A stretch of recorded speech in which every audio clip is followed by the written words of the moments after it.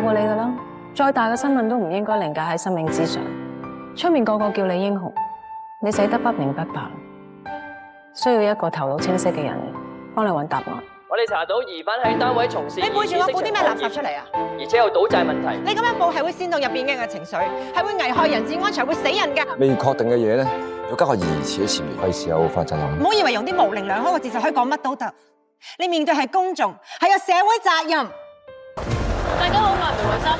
我現時身處喺元朗蘆田圍塔樓現場。睇 like 睇標數，但拍落廣告仲 Q 咩新聞台？唔該晒，梅慧心。你放過我。媽媽你做乜嘢啊？我救下你啊！你起身先啦。你想借菠蘿過橋都會有要上立心不咗良嘅人喺呢個時候迫害孤苦無依嘅老人家。我哋係揾緊抹黑、人血饅頭、道德高地背後嘅真相。你應該問邊個話推我個女落海嘅？關我哋事㗎，真係唔關我事。我幾廿歲啊，靠個女養我㗎。錢解決到嘅問題就唔係問題。新聞唔係炒作，唔係復仇工具，係中立地、客觀地將事實話俾觀眾知。只要係真就可以報。三流記者盲從命令，二流記者追流量，一流記者帶領社會